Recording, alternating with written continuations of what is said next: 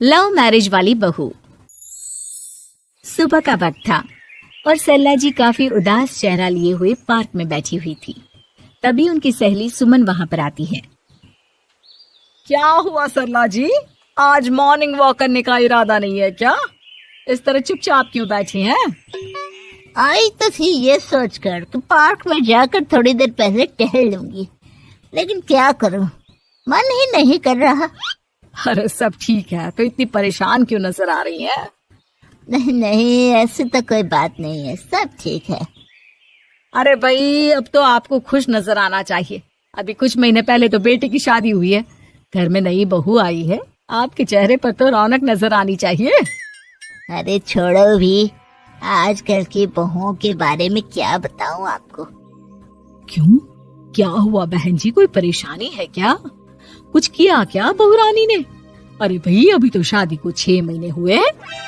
अब आपसे क्या छुपाना, आप तो जानती है मेरे बेटे ने लव मैरिज की है और मुझे ना इन लव मैरिज वाली बहुओं पर बिल्कुल भरोसा नहीं। ना जाने कब मेरे बेटे के कान भर दे। अरे लेकिन सरला जी, आपके बहू बेटा तो आपके साथ ही रहते हैं, फिर आपको इस बात का डर क्यों है? पता नहीं क्यों बहन जी, अभी तो मुझे अपनी बेटी दीपाली की भी शादी करनी है। बस इसी बात को सोचकर परेशान रहती हूँ। ये लव मैरिज वाली बहू पता नहीं कितने दिन परिवार में एडजस्ट कर पाएगी।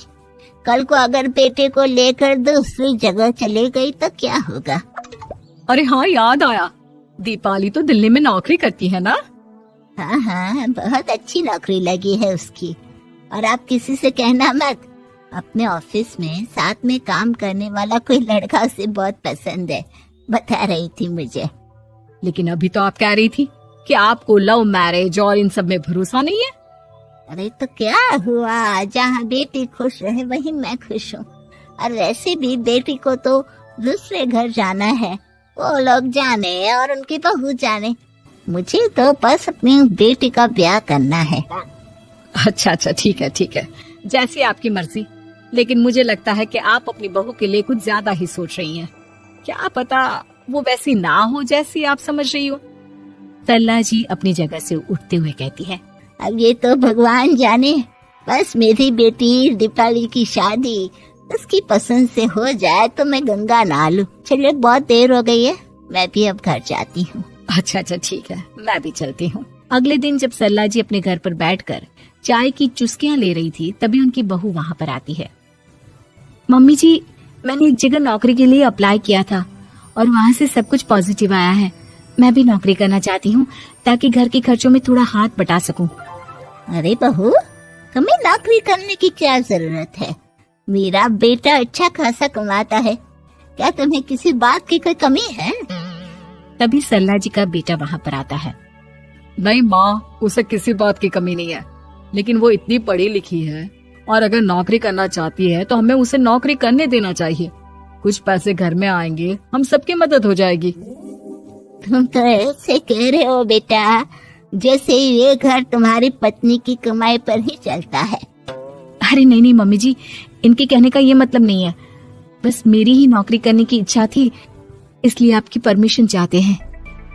अब भाई, मेरा बेटा तुम्हें लव मैरिज करके घर में लाया है, मैं तुम्हें कुछ कैसे कह सकती हूँ? जो मर्जी आए करो। सरला जी का बेटा और बहू वहाँ से चले जाते हैं। अब उनकी बहू नौकरी करना शुरू कर देती है। सरला जी की बेटी दिल्ली से अपने घर आती है और अपनी माँ से कहती है, माँ, मैंने आपको बताया था ना, मुझे अपने ऑफिस में साथ काम करने वाले एक लड़के से बहुत प्यार है, मैं उससे शादी करना चाहती हूँ माँ। हाँ हाँ, तो मैंने कब मना किया? अगर तुम उसे पसंद करती हो तो उसके घर वालों को कहो, हम आपस में बात करके तुम्हारी शादी तय कर देते हैं। अरे लेकिन माँ, एक बहुत बड़ी परेशानी है। क्या परेशानी है बेटा?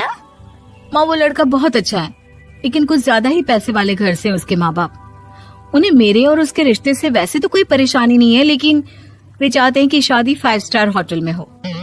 अरे ऐसे कैसे, हम तो मिडिल क्लास लोग हैं, हमारे लिए 5 स्टार होटल में शादी करना कोई आसान काम थोड़ी ना है। लेकिन माँ, मैं क्या करूँ? मैंने उनसे बात करने की बहुत कोशिश की, बस एक इसी जगह बात अटक गई है। साफ साफ कह दो बेटा, शादी करनी है तो ठीक है, लेकिन ये 5 स्टार में शादी करने वाली शर्त मैं नहीं मान सकती। अरे कैसी बात कर रही हैं आप मम्मी जी?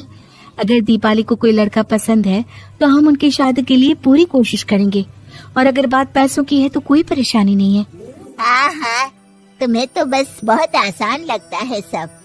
जिस तरह तुमने मेरे बेटे से इतनी आसानी से शादी कर ली, सारे काम उतने आसानी से नहीं होते। समझ में आया? हर काम करने में पैसे लगते हैं। लेकिन माँ, मैं उस लड़की को बहुत पसंद करती हूँ। सही बात है बेटा, लेकिन तुम उस लड़के से साफ साफ कह दो, अगर उसे तुमसे शादी करनी है तो अपने घर वालों को मनाए। अगर नहीं मना सकता तो तुम दोनों अपनी गृहस्थी अलग से कहीं सेट कर लो। कोई जरूरत नहीं है अपने माँ बाप के साथ रहने की। मम्मी जी, ये आप क्या कह रही हैं? मैं भी तो आपके बेटे के साथ लव मैरिज करके आई हूँ। अगर मैंने भी ऐसा ही किया होता तो?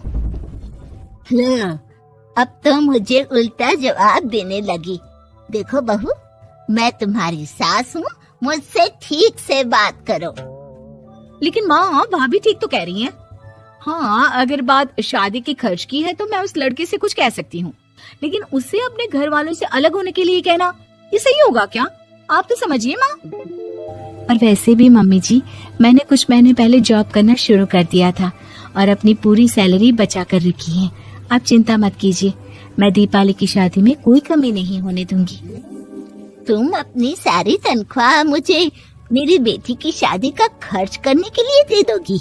हाँ माँ, मैंने भाभी को पहले ही सब कुछ बता दिया था और वो इस बारे में सब कुछ जानती थी, इसीलिए उन्होंने पहले ही नौकरी करनी शुरू कर दी ताकि मेरी शादी धूमधाम से हो सके। तभी सरला जी का बेटा वहाँ पर आता है। देखा माँ, जैसा हम हर समय समझते हैं वैसा होता नहीं है। आपको लव मैरिज करने वाली बहू से नफरत थी ना, लेकिन अपनी ही बेटी की लव मैरिज पर आपको कोई एतराज नहीं था। ये तो गलत बात है ना? हाँ बेटा, सही कह रहे हो तुम। बहू, मुझे माफ कर दो, मैंने तुम्हारे बारे में गलत सोचा। आज से मैं बहू और बेटी में कोई फर्क नहीं करूंगी। लव मैरिज वाली बहू से तो बिल्कुल नफरत नहीं करूंगी।